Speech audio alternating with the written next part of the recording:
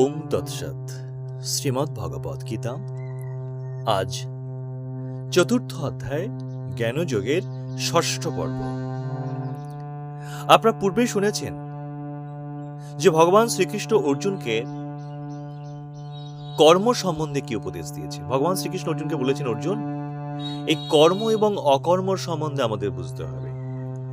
যখন আমরা আকাঙ্ক্ষা বা অহংকার নিয়ে নিজেকে কর্মের কর্তা মনে করে যখন আমরা কর্ম করি, তখন সেই কর্মের ফল হয় এবং সেই কর্মই আমাদেরকে বন্ধন করে। কিন্তু যখন আমরা নিজেকে আত্মা মনে করে, নিজেকে কর্মের কর্তা না মনে করে নিজেকে আত্মা মনে করি, যে আমি কোনো কর্ম করি না, আমি আত্মা, নিজেকে আত্মা মনে করে আকাঙ্ক্ষা এবং অহংকারকে ত্যাগ করে যখন কি ঈশ্বরকে প্রীত করবার জন্য, ঈশ্বরের উদ্দেশ্যে আমরা সাংসারিক বা লৌকিক বা সামাজিক কর্ম যখন আমরা করি, তখন সেই কর্মই হচ্ছে অকর্ম হয় এবং এই অকর্মই হচ্ছে যোগ্য কর্ম। এবং এই কর্ম অত্যন্ত শুদ্ধ কর্ম, পবিত্র কর্ম, এবং এই কর্মই আমাদের মুক্তির পথ। তো জ্ঞানী পুরুষ এই যোগ্য রূপে এভাবে কর্ম করেন, আকাঙ্ক্ষা এবং অহংকারকে ত্যাগ করে ঈশ্বরকে প্রীত করবার জন্য সকল কর্তব্য কর্ম সম্পাদন করেন। তো জ্ঞানী পুরুষ যোগ্য রূপে যে কর্ম করেন তা সমস্তই কিন্তু বিলয় প্রাপ্ত হয়। এবং এই যোগ্য কিরূপ তা ভগবান কিন্তু বলেছেন যে জ্ঞানী সমস্ত কর্মই হলো ব্রহ্মকর্ম। তিনি সংসারে যে কর্ম করেন তাহা যোগ্য রূপে যজ্ঞেশ্বরের পূজার্থে কিন্তু অনুষ্ঠিত হয়ে থাকে। কিন্তু এই যজ্ঞ সাধারণ দ্রব্যযজ্ঞ নয়। জ্ঞানী যজ্ঞ করতে বসে মনে করেন যে দ্রব্যাদি দ্বারা হোম হচ্ছে তাহা ভগবান, যে অগ্নিতে আহুতি প্রদান করা হচ্ছে সেই অগ্নিও ভগবান, ব্রহ্ম, আর অর্পণের ক্রিয়াও ভগবান। এবং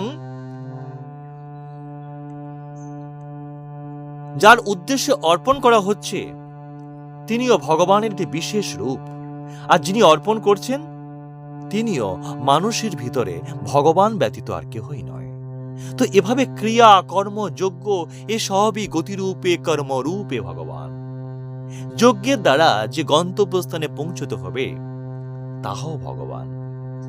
আসলে সবই তো ভগবানেরই প্রকাশ। ভগবান তো নিজেই সৃষ্টি রূপে প্রকাশিত হয়েছেন, তাই সমস্তই তো ব্রহ্ম, সমস্তই তো ভগবান।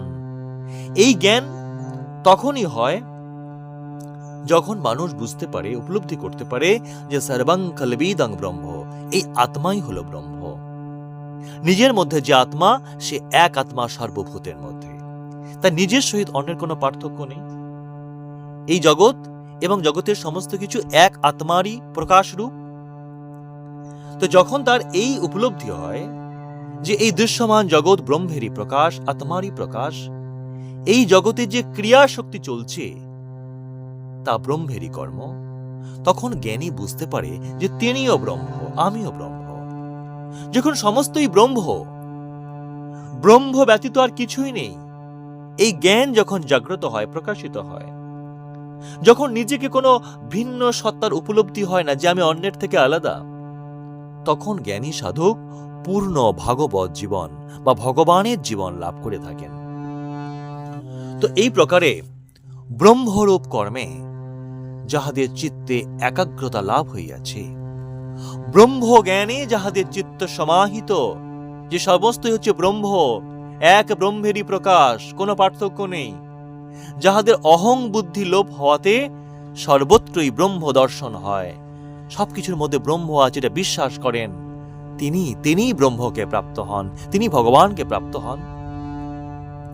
পরের শ্লোকে ভগবান বলছেন, দৈবমে বা পরে যজ্ঞং যোগিনা পর্যপাসতে ব্রহ্মগ্ন বা পরে যজ্ঞং যজ্ঞেনৈব পুজোহতি।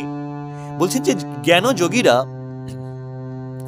জ্ঞানযোগীরা যাহারা আত্মাকেই ব্রহ্ম মনে করে, যে আমি আত্মা, আমি ব্রহ্ম, আমি দেহ নই, আমি রক্ত মাংসের শরীর নই। তো জ্ঞানযোগীরা এই ব্রহ্মরূপ অগ্নিতে কর্মাহুতি দিয়া থাকেন, আর অন্য যোগীরা দৈব যজ্ঞের উপাসনা করেন। এখানে কিন্তু দৈব যজ্ঞের সহিত ব্রহ্মযজ্ঞের একটা প্রভেদ করা হয়েছে। দেখুন, দৈব যজ্ঞে অর্থাৎ দেবতাদের উদ্দেশ্যে যে আমরা যখন যজ্ঞ করি, দেবতাদের উদ্দেশ্যে যখন আমরা যজ্ঞ করি, তো দেবতাদেরকে প্রীত করবার জন্য, সন্তুষ্ট করবার জন্য আমরা দেবতারূপী অগ্নিতে ঘৃত প্রভৃতি দ্রব্য আমরা অর্পণ করি যখন হোম করি। ইহাতে কি হয়? ইষ্ট বস্তু লাভ হয় বা স্বর্গাদি লাভ হয়। কিন্তু জ্ঞানযোগীরা যখন ব্রহ্মযজ্ঞ করেন, তো ব্রহ্মযজ্ঞে জ্ঞানযোগীরা ব্রহ্মরূপ অগ্নিকে ব্রহ্ম মনে করেন। সে ব্রহ্মরূপ অগ্নিতে তার সমস্ত কর্ম অর্থাৎ কামনা, বাসনা, অহংকার আহুতি রূপে প্রদান করেন। এটা কিন্তু ইষ্ট বস্তু লাভের আশায় নয়, তারা কোনো আকাঙ্ক্ষা করেন না। ইষ্ট বস্তু লাভের আশায় নয়, তারা এমন করেন ভগবানেরই প্রেরণায়, ভগবানকে প্রীত করবার জন্য, লোককল্যাণের জন্য তারা সকল কামনা, বাসনা, অহংকার ব্রহ্মরূপ অগ্নিতে আহুতি প্রদান করেন। আবার কোন কোন যোগী আত্মসংযম রূপ অগ্নিতে ইন্দ্রিয় সকলকে আহুতি দেন। আবার কেহ কেউ ইন্দ্রিয় রূপ অগ্নিতে বিষয় সকলকে আহুতি দেন। মানে এই সকল সাধক মনোসংযমের জন্য এরূপ যজ্ঞে নিযুক্ত হন। এই যে মনকে বিচলিত করবার যে ইন্দ্রিয়ের যে শক্তি আছে তা ক্ষয়প্রাপ্ত হয়। বিষয় সকল ইন্দ্রিয়গণকে আকর্ষণ করে এবং আকর্ষণ করে উত্তেজিত করে তোলে।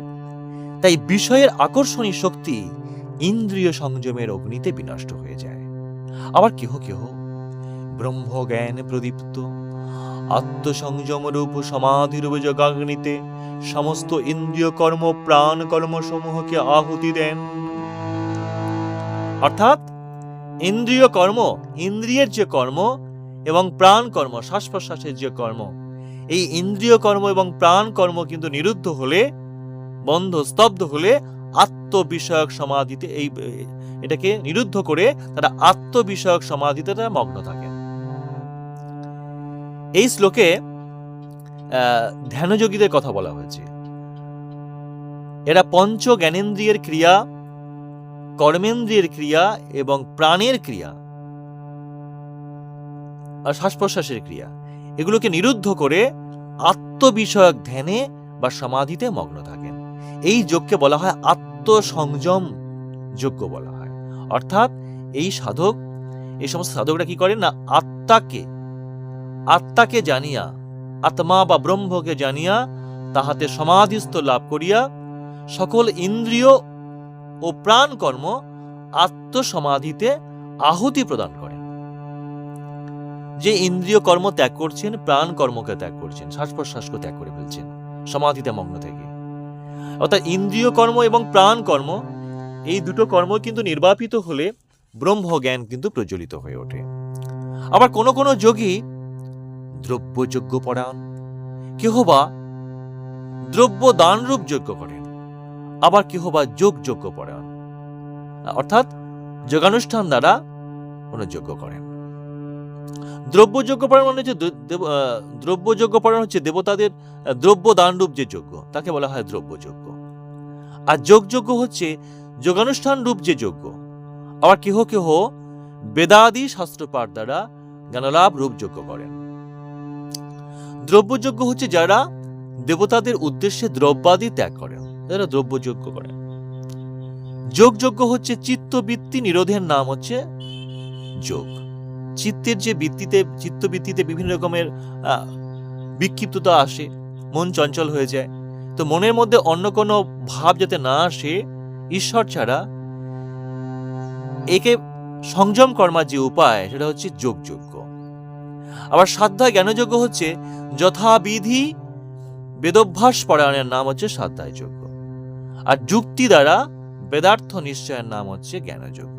যুক্তি সহকারে বিচার বিবেচনা দ্বারা যখন আমরা বেদার্থ নিশ্চয় করি, বেদের অর্থকে আমরা নিশ্চিত করি, তখন সেটা জ্ঞানযজ্ঞ। তো আবার কেহ কেহ অপান বায়ুতে প্রাণবায়ুকে আহুতি দেন, আবার কেহ কেহ প্রাণবায়ুতে অপান বায়ুকে আহুতি দেন, আবার কেহ কেহ প্রাণ ও অপান বায়ুর গতি নিরোধ করিয়া প্রাণায়ামে অবস্থান করেন। শ্বাস প্রশ্বাসকে নিরুদ্ধ করে এভাবে তারা প্রাণায়ামে দ্বারা তারা করে। অর্থাৎ শরীরের যে বায়ু আছে, 5টা বায়ু আছে: প্রাণ, অপান, সমান এবং ব্যান, উদ্যান। প্রাণায়াম শব্দের অর্থ হচ্ছে প্রাণের আয়াম, অর্থাৎ প্রাণবায়ুর গতি নিরোধ করে তাকে দীর্ঘ করা। এভাবে প্রাণায়ামের দ্বারা যারা চিত্তবৃত্তির নিরোধ করেন, চিত্তকে স্থির করেন, নিরোধ করেন। এখন এই সকল যজ্ঞবিদগণ যজ্ঞ সম্পাদন করে নিষ্পাপ হয়ে যান এবং এই যজ্ঞান্তে যজ্ঞের অবশিষ্ট অমৃত ভোজনে তারা সনাতন ব্রহ্মকে প্রাপ্ত হন। হে কুরুশ্রেষ্ঠ অর্জুন, যে কোনরূপ যজ্ঞ করে না তার ইহলোক নাই। অর্থাৎ ইহলোকে তো সে, ইহলোক তো দূরের কথা, মানে বড়লোক দূরের কথা, ইহলোকেও কিন্তু তার সে কোনো শক্তি বা আনন্দ, কোনো শান্তি বা আনন্দ সে লাভ করতে পারে না। অর্থাৎ সমস্ত ভগবান বলছেন যে যজ্ঞ রূপে আমাদের সমস্ত কর্ম করা উচিত। যে কোনরূপ যজ্ঞ করে না তার তো পরলোক দূরের কথা, ইহলোকেও তার কিছু আনন্দ, শান্তি বা আনন্দ সে লাভ করতে পারে না। তো এই সমস্ত শ্লোকে যে যজ্ঞবিদদের কথা বলা হয়েছে, এরা আত্মজয়ের দ্বারা নিম্ন প্রবৃত্তিগুলিকে কিন্তু জয় করেন, ইন্দ্রিয়ের যে ইচ্ছাগুলোকে তারা জয় করেন, বৈষয়িক সুখের আকাঙ্ক্ষা পরিত্যাগ করে স্বর্গীয় আনন্দ লাভ করেন এবং যজ্ঞের দ্বারা তাদের সমস্ত পাপ দূর হয়। আচ্ছা, পাপের মূল কোথায়? পাপের মূল এ তো বিষয় তৃষ্ণা, স্বার্থপরতা, আকাঙ্ক্ষা, এ সমস্তই তো পাপের মূল। তো ত্যাগ বা ইন্দ্রিয় সংযম লাভ করতে পারলেই, নিঃস্বার্থ হতে পারলেই আমরা পারলৌকিক যে পুরুষার্থ লাভের, আমাদের ব্রহ্ম সুখ বা ঈশ্বর সুখ, ভগবানেত্ব যে সুখ, ভগবৎ সুখ, সেই লাভের, সেই পরম সুখ লাভের যোগ্য হয়ে উঠতে আমরা পারি।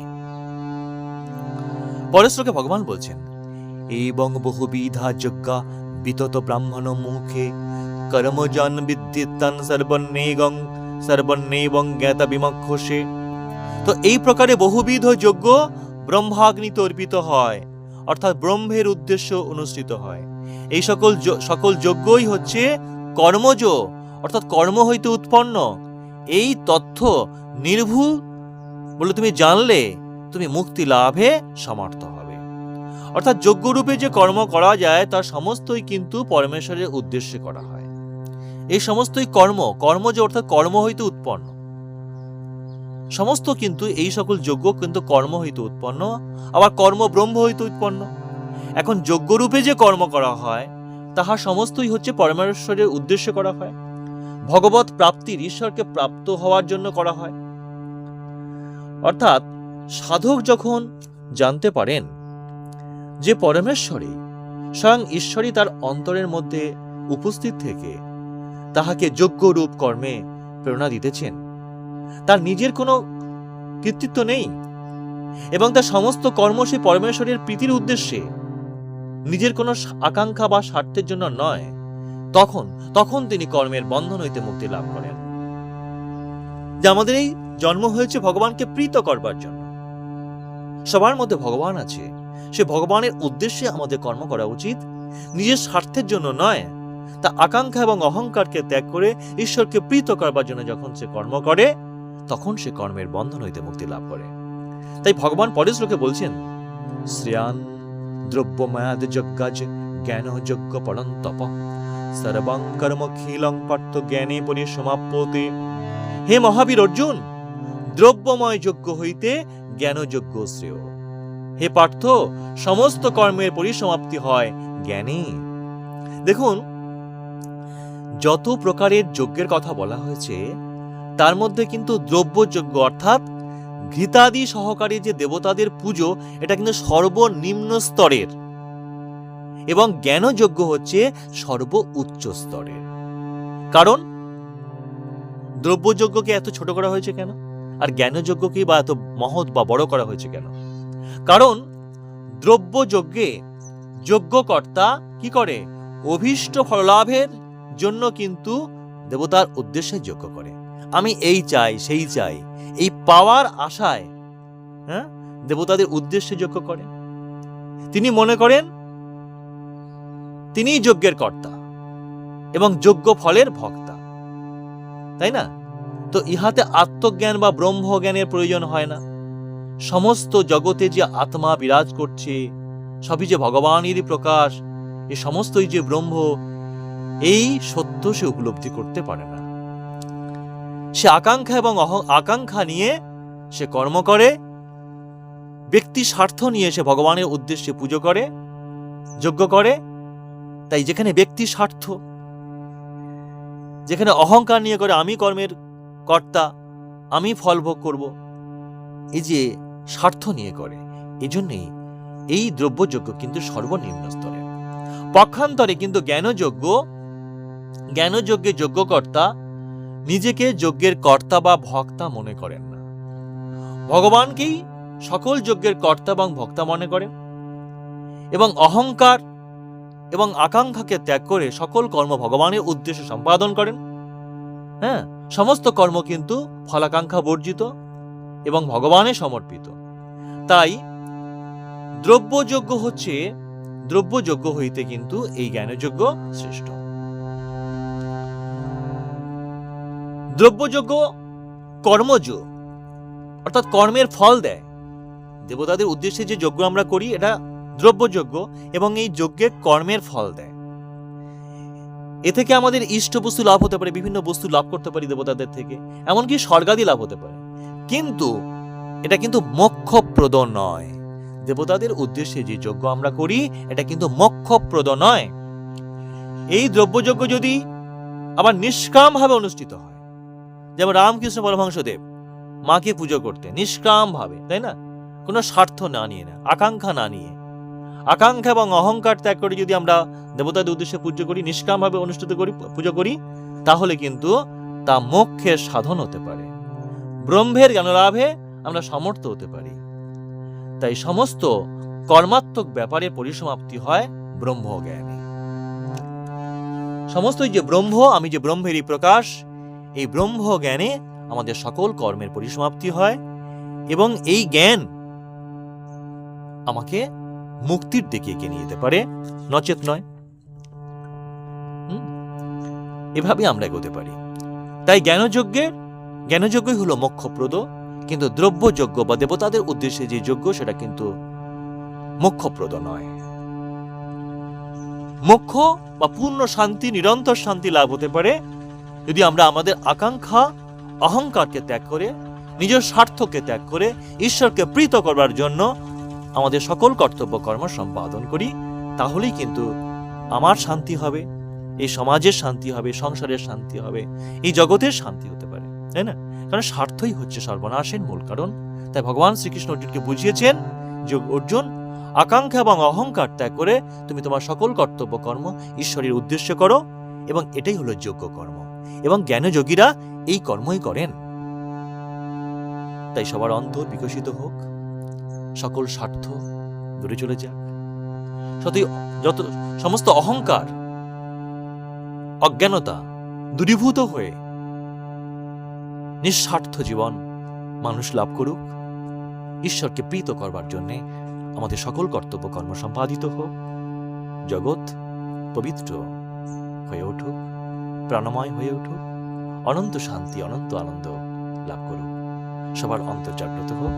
আজ এ পর্যন্তই, আবার আগামী পাঠে দেখা হচ্ছে। হরে কৃষ্ণ, হরে কৃষ্ণ। সকলে ভালো থাকবেন। হরে কৃষ্ণ।